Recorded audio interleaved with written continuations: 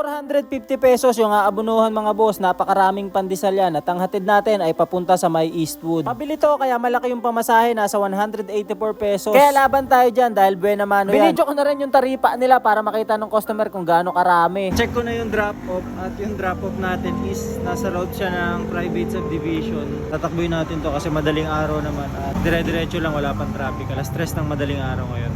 Kaya nga naman siya sa Grab pabili o order dahil nga subdivision sa kanila at walang Genesis pandesal doon, malamang sa malamang. At just to inform lang sa mga customer natin dyan, meron din tayong Grab Mart dyan, Grab pabili at Grab food at kung ano-ano pa. Pasok lang natin ng subdivision sa Green Acropolis, basta green, tapat ng Eastwood lang siya, and as in talaga, Green Acropolis. And parang almost 15 minutes lang natin siya binakbak. Nagpatagal lang yung stoplight kasi nga, syempre, hinto tayo doon. 184 pesos yung pamasahe, tapos pag drop natin, balik na lang tayo sa Marikina. Bye-bye tayo kung di tayo papasukan ng kung ano-anong tindahan dito. Sana huwag tayo pasukan ng Eastwood kasi takot ako sa parking doon. Hindi ko alam yung parking kung saan. Peace pala doon sa conversation namin ni customer. 10 minutes lang pala. 8 to 10 minutes binyahe. Simula Concepcion, Marikina, hanggang dito sa tapat ng Eastwood. Sarap talaga pagka madaling araw yung biyahe. Yan yan lang, dangerous. Tapos binayaran na tayo ng customer ng 500 pesos. Ang abono is 450. So hindi na hiningi yung sukle. Kayo na lang mag-total kung magkano yung kinita natin dito sa unang booking natin. Nasa libis na nga ako sa Marikina halos na nung pinasukan ako nitong Lola Nenas. Kaya kailangan bumalik. At bala ko na nga sana bumalik ng Marikina nun. Kaso nga lang yung drop-off na ito ay pa-QC pa. Imagine, madaling araw palabas ako ng EDSA na hindi naman ako kadalasan nagdi-deliver sa area na to. Pero dahil ito nga yung trabaho natin, kailangan natin ihatid to ng maayos at mabilis. Pero ang tumatakbo lang sa isip ko kapag ka-drop ko na ito, babalik na talaga ako sa Marikina nang hindi nagpapatay ng apps. Nasa A-Road na ulit tayo, pabalik na tayo ng Cubao Aurora, tapos dire-diretso natin hanggang sa makarating tayo ng Katipunan.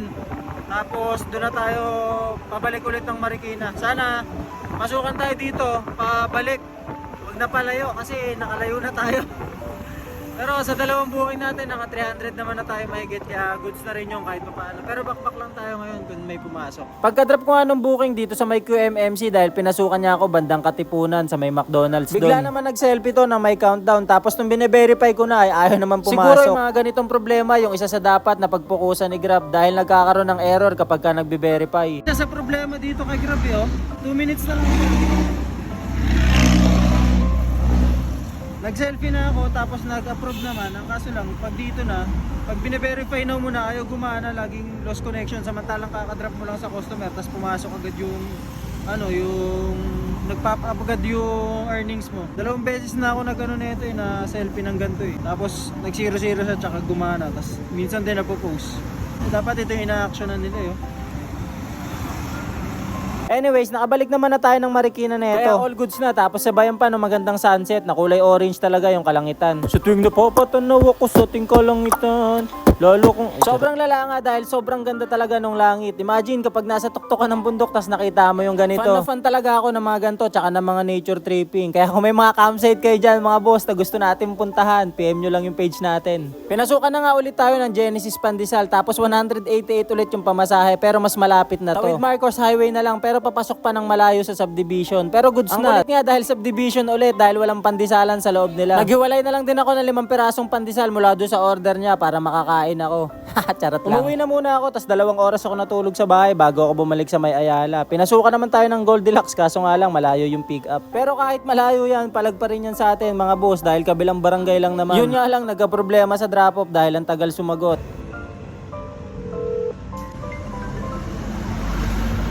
Naku, mukhang dito pa tayo makakanosyo. Tapos cake pa yung dala natin. Ako, mahirap-hirap to. Sealed yung bahay, tapos sigaw ako ng sigaw, wala kasi parkingan tong baba, sabay call ako ng call sa number, ayan, tsaka doon sa pre-calls. Ayan, nagko-call ended lang. Pero lumabas din naman yung customer natin, kaso nga lang mahigit 15 minutes na. Saktong alas 10 naman ng umaga, umakyat na ako dito sa may tambayan ko dahil komportable, dahil may mga lamesa. Dito rin ako minsan sumasagot ng mga tanong nyo kapag may comment sa TikTok. Kaya kung may mga tanong kayo about dito sa Grab or sa buhay natin, comment nyo lang, di ko yung sasagutin.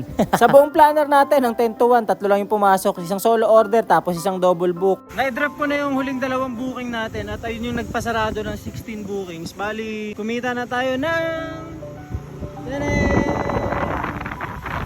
Hulaan nyo na lang kung magkano. Siyempre, blurred natin yan.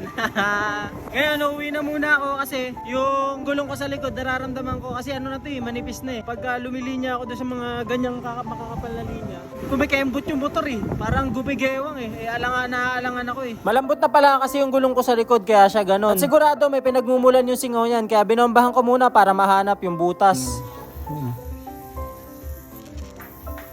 Ngunit na talaga siya.